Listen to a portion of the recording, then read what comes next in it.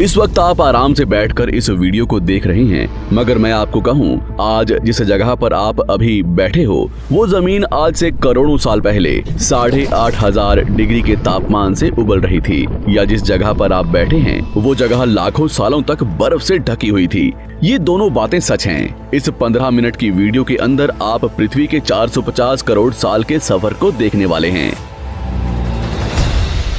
जिस जगह आज हमारा सौरमंडल है, वहाँ विभिन्न प्रकार की गैस और धूल के बादल हुआ करते थे। वैज्ञानिकों के मुताबिक इन धूल के बादलों से दूर एक तारा हुआ करता था। वक्त के साथ साथ उस तारे की ऊर्जा कम होने लगी, जिसके कारण उसके अंदर एक विशाल विस्फोट हुआ। विस्फोट की वजह से अंतरिक्ष की ये धूल एक दूसरे से दबने लगी। इस दौरान बादलों में स्थित धूल के कण दबाव और गर्मी के कारण बड़े उल्कापिंड और पत्थरों में परिवर्तित हो चुके थे, और इसी दबाव की वजह से इन बादलों में स्थित रेडियो एक्टिव पदार्थ ने ग्रेविटी का निर्माण किया। इस ग्रेविटी के कारण बीच में हाइड्रोजन और हीलियम इकट्ठा होने लगे। बीच के इस भयंकर दबाव के कारण एक विशाल विस्फोट हुआ, और इसी विस्फोट के कारण हमारे सूरज का जन्म हुआ। अंतरिक्ष में फैले एस्टेरॉयड यानी क्षुद्र ग्रहों में भारी वजन की वजह से सूरज के करीब आकर सूरज की परिक्रमा करने लगे। धीरे धीरे इन्हीं एस्टेरॉयड में भारी टकराव हुआ, जिसके फलस्वरूप मरकरी, विनस, अर्थ और मार्स जैसे ग्रहों का निर्माण हुआ। वैज्ञानिकों के मुताबिक उस वक्त पृथ्वी और मार्स यानी मंगल ग्रह के बीच थिया नामक ग्रह सूरज की परिक्रमा किया करता था। पृथ्वी पर ग्रेविटी होने की वजह से सूरज की परिक्रमा करने वाले एस्टेरॉयड अब पृथ्वी की परिक्रमा करने लगे, और धीरे धीरे करोड़ों सालों तक ये पृथ्वी पर गिरते रहे। और ऐसी घटना हमारे पड़ोसी ग्रह थिया पर भी हो रही थी, जिसके कारण थिया पृथ्वी के और करीब आने लगा और आकर पृथ्वी से टकराया। इस भयंकर टकराव की वजह से पृथ्वी के हिस्से कणों के रूप में अंतरिक्ष में फैल गए और एक रिंग्स की तरह पृथ्वी की परिक्रमा करने लगे। इन्हीं परिक्रमा करते हुए कणों में टकराव होने लगा, जिसके कारण हमारे चांद का निर्माण हुआ। उस वक्त पृथ्वी पर सिर्फ एक ही समुद्र हुआ करता था, और वो था 1900 डिग्री सेल्सियस की तापमान पर उबलते हुए लावे का। उबल रही थी वो सारी चीजें जिसे आज आप अलग अलग नाम से जानते हैं। वक्त के साथ साथ पृथ्वी धीरे धीरे ठंडी हो रही थी, जिसके कारण पृथ्वी के भारी तत्व जैसे धातु और रेडियो एक्टिव पदार्थ पृथ्वी के केंद्र में जाकर इकट्ठा हो गए, और हल्के पदार्थ पृथ्वी की सतह पर आ गए। लाखों सालों तक पृथ्वी पर उल्कापिंडों की बरसात हुई, और इन गिरते हुए उल्कापिंडों में जमा था नमक, मिनरल्स और पानी। करोड़ों सालों तक इन उल्कापिंडों की बरसात होती रही, और धीरे धीरे पृथ्वी की ऊपरी सतह पानी से ढकने लगी। वैज्ञानिकों के मुताबिक यही वो वक्त था जब दूर गहरे पानी के अंदर निकलते ज्वालामुखियों से पहली बार सूक्ष्म जीवों का निर्माण हुआ। लाखों सालों बाद एक वक्त ऐसा आया जब पृथ्वी की पूरी सतह पानी से ढक चुकी थी। हमारी पृथ्वी के सबसे अंदर का कोर रेडियो एक्टिव पदार्थ से बने होने की वजह से हरदम गर्म होता रहता है, लेकिन जब भी पृथ्वी की ऊपरी जमीन ठंडी हो जाती है, तब पृथ्वी के अंदर की गर्मी बाहर नहीं निकल पाती, जिसके कारण ज्वालामुखियों का निर्माण होता है। और उस वक्त कुछ ऐसा ही हुआ। पानी से ढकी हुई पृथ्वी पर हजारों की तादाद में ज्वालामुखी निकलने लगे, और आने वाले लाखों सालों तक इन ज्वालामुखियों का निकलना जारी रहा, जिससे पानी के ऊपर जमीन का निर्माण हो रहा था। इस वक्त भी पृथ्वी पर वातावरण ना होने की वजह से अंतरिक्ष से उल्कापिंडों की बरसात हो रही थी। आज से लगभग 300 करोड़ साल पहले पृथ्वी पर ऐसा वक्त आया जब पृथ्वी का वातावरण लगभग स्थिर होने लगा था। ज्वालामुखी निकलने धीरे हो गए थे, और पृथ्वी का एक दिन 12 घंटे का हुआ करता था। साल बीतते गए, और धीरे धीरे ये सूक्ष्म जीव विकसित होते गए और समूह में रहने लगे। आज से लगभग 250 करोड़ साल पहले पहली बार पृथ्वी पर ऐसे जीवों का निर्माण हुआ जो जीने के लिए ये पानी के अंदर के मिनरल्स यानी खनिज पदार्थ और धूप का इस्तेमाल करते थे, और मल त्याग के रूप में ऑक्सीजन बाहर निकालते थे। इस वक्त तक पृथ्वी पर ज्यादातर ज्वालामुखी निकलने बंद हो चुके थे, और इन माइक्रोबैक्टीरिया की वजह से वातावरण में ऑक्सीजन की मात्रा बढ़ रही थी। वातावरण में ऑक्सीजन बढ़ने की वजह से पृथ्वी का वायुमंडल बनना शुरू हुआ, और आने वाले हजारों सालों तक वातावरण में ऑक्सीजन की मात्रा बढ़ती रही। जिसकी वजह से पृथ्वी के ज्यादातर हिस्सों में ये सूक्ष्म जीव फैल गए। हजारों सालों बाद एक वक्त ऐसा आया जब पृथ्वी में ज्यादा ऑक्सीजन बढ़ने के कारण ये सूक्ष्म जीव मरने शुरू हो गए। उस वक्त तक पृथ्वी का वातावरण ठंडा होने के साथ साथ ऑक्सीजन से भी भर चुका था, जिसके कारण जमीन और वातावरण में स्थित आयरन यानी लोहे के मिनरल्स पानी में स्थित ऑक्सीजन से रिएक्ट होने लगे। और एक वक्त ऐसा आया जब पृथ्वी की जमीन आज के मार्स के जैसे लाल हो चुकी थी। वक्त बीतने के साथ साथ धरती की टेक्टोनिक प्लेट्स में दरार होने लगी, जिसके कारण पृथ्वी के अंदर का लावा जमीन की तरह कई लाखों सालों तक खुला उबलता रहा। और यही वो कारण था जिसके कारण पृथ्वी के वातावरण में कार्बन डाइऑक्साइड की मात्रा बहुत बढ़ गई और पृथ्वी पर एसिड की वर्षा शुरू हो गई। एसिड रेन की वजह से पृथ्वी का तापमान घटने लगा और तापमान इतना घटा कि पृथ्वी के ऊपर स्थित पानी बर्फ में परिवर्तित होने लगा। पृथ्वी पर पहली बार भयंकर आइस एज आया। इस वक्त पूरी पृथ्वी सफेद बर्फ से ढक चुकी थी। आमतौर पर जब धरती पर सूरज की किरणें गिरती हैं, तब जमीन उन किरणों को सोख लेती है, मगर क्योंकि पूरी पृथ्वी बर्फ से ढक चुकी थी और क्योंकि बर्फ सफेद और चमकीली होती है, जिसके कारण सूरज की किरणें धरती पर गिरने के बाद वापस चली जाती थी। इसी कारण से पृथ्वी कई लाखों सालों तक बर्फ से ढकी रही, मगर फिर से पृथ्वी के अंदर स्थित गर्मी ज्वालामुखी के रूप में निकलना शुरू हो गई और इन ज्वालामुखियों से निकलने वाली गर्मी ने बर्फ को पिघलाना शुरू कर दिया।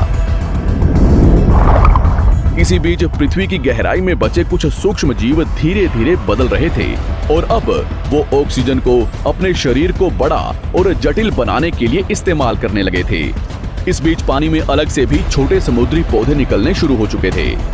बाहर जैसे जैसे ज्वालामुखी निकल रहे थे, वैसे वैसे वातावरण कार्बन डाइऑक्साइड की वजह से गर्म हो रहा था। वक्त के साथ साथ बर्फ तो पिघलने लगी, मगर धरती पर फिर से एसिड की वर्षा शुरू हो गई, जिसके कारण फिर पृथ्वी ठंडी होने लगी और फिर पृथ्वी की ज्यादातर सतह बर्फ से ढक गई।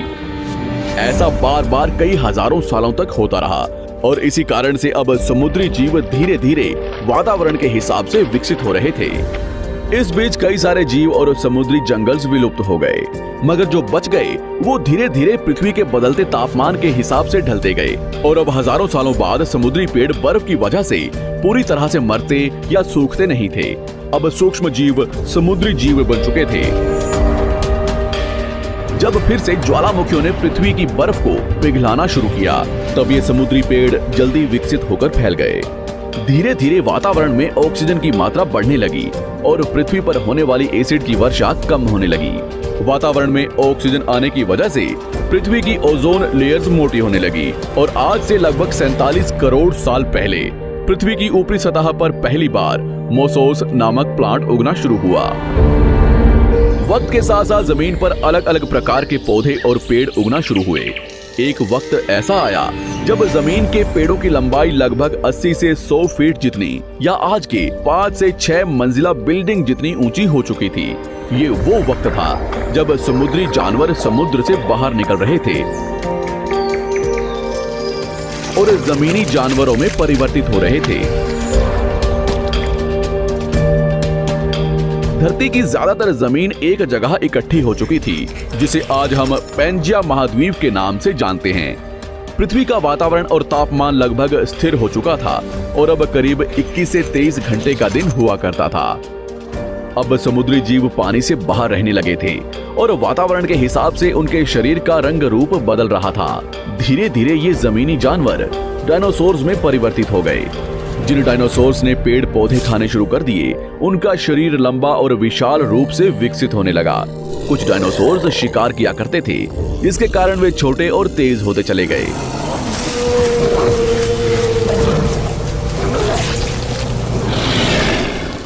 पृथ्वी की ऊपरी जमीन एक जगह इकट्ठी होने के कारण ज्यादातर जमीन रेगिस्तान और बंजर हो चुकी थी। ज्यादातर जंगल समुद्र के करीब हुआ करते थे, जिसमें डायनासोर्स रहा करते थे। आज से लगभग 20 करोड़ साल पहले पैंजिया महाद्वीप टूटना शुरू हो गया। पैंजिया के विभाजित होने की वजह से पृथ्वी की ज्यादातर ऊपरी जमीन पानी के संपर्क में आने लगी, जिसके फलस्वरूप पृथ्वी पर हरियाली बढ़ती गई, जिस वजह से डायनासोर्स और ज्यादा विभिन्न और विशाल होते चले गए। डायनासोर्स ने आने वाले लगभग 20 से 30 करोड़ सालों तक पृथ्वी पर राज किया। उस वक्त डायनासोर्स समुद्र से लेकर जमीन और आसमान तक पूरी पृथ्वी पर राज किया करते थे। इस दौरान अफ्रीका से टूटा भारत सीधे आकर आज के तिब्बत से टकराया और इस टकराव की वजह से हिमालय का निर्माण हुआ। आज से लगभग 6.5 करोड़ साल पहले पृथ्वी की तरफ आज के माउंट एवरेस्ट से भी बड़ा लगभग 4.5 लाख करोड़ किलो जितना वजनिया उल्कापिंड लगभग 80,000 किलोमीटर प्रति घंटे की स्पीड से पृथ्वी की तरफ आ रहा था। पृथ्वी की सतह को छूते ही उसमें भयंकर आग लगी और वो जलते हुए सीधा पृथ्वी से टकराया। इस टकराव से निकलने वाली ऊर्जा आज के 10 करोड़ परमाणु बम एक साथ फटने के बराबर थी। जहां ये उल्कापिंड गिरा, वहां के जानवर और पेड़ तुरंत भाप बनकर जल गए। गिरते ही पृथ्वी पर पूरी तरह धूल फैलने लगी। समुद्र में भयंकर बाढ़ आने लगी। भूकंप और आग ने पृथ्वी को जलाना शुरू कर दिया। कुछ ही घंटों में पूरी पृथ्वी के वातावरण में हानिकारक गैस और धूल की वजह से पृथ्वी नर्क हो चुकी थी। डायनासोर्स घुटन, आग और भूखमरी से पूरी तरह विलुप्त हो गए। इस वक्त हमारे पूर्वज जमीन के अंदर रहा करते थे, जिसके कारण वो इस विशाल प्रलय से बच गए। पृथ्वी का वातावरण पूरी तरह से काला और अंधेरा हो चुका था, जिससे धूप भी जमीन तक नहीं पहुंच पा रही थी। पृथ्वी के पेड़ और ज्यादातर जानवर विलुप्त हो गए। वातावरण में धूल और हानिकारक गैस के कारण पृथ्वी पर फिर से एसिड की वर्षा शुरू हो गई और फिर पृथ्वी ठंडी होकर बर्फ से ढक गई। लेकिन इस बार पृथ्वी की बर्फ लाखों सालों तक नहीं जमी रही और 80 से 90 हजार साल बाद ये बर्फ पिघलनी शुरू हो गई। जैसे ही धरती पर वातावरण फिर से पहले जैसा होने लगा, वैसे ही ये छोटे जीव जमीन से बाहर आना शुरू हो गए। उस वक्त पृथ्वी की बर्फ पिघलनी शुरू ही हुई थी, जिसके कारण अफ्रीका में घने ठंडे जंगल हुआ करते थे और इसी बीच ये जमीनी जीव बंदरों में परिवर्तित हुए। मगर जैसे जैसे पृथ्वी गर्म होने लगी, वैसे वैसे अफ्रीका के ये जंगल सूखने लगे। जंगल की चीजें खाने वाले बंदरों को खाने की कमी होने लगी। खाने की तलाश में इन बंदरों ने अपने पैरों पर चलना शुरू कर दिया, जिससे उन्हें दूसरे जानवरों के शिकार करने में मदद मिलती थी। धीरे धीरे बंदर एप्स यानी वानर में परिवर्तित हुए। खाने की तलाश में ये एप्स पृथ्वी के दूसरे हिस्सों में फैलने लगे और धीरे धीरे उनके शरीर का रंग रूप वहां के मौसम के हिसाब से बदलता गया। वक्त के साथ साथ हम आदिवासी बने। हमने हथियारों से लेकर आग का आविष्कार किया। हम धीरे धीरे इंसान के रूप में विकसित हुए। हमने धर्म से लेकर परिवार, भाषा और संस्कृति का निर्माण किया और वक्त के साथ साथ हम विकसित होते चले गए और आज हम इस पृथ्वी की सबसे विकसित प्रजाति बन चुके हैं। पृथ्वी को आज के जैसे बनने में लगभग 450 करोड़ साल का वक्त लगा है और हमें एक छोटे जमीन में रहने वाले जानवर से इंसान बनने में कई लाखों सालों का। मगर हमने इन 100 सालों में जितना पृथ्वी को गंदा और तबाह किया है, उतना आज तक किसी भी प्रजाति ने नहीं किया होगा।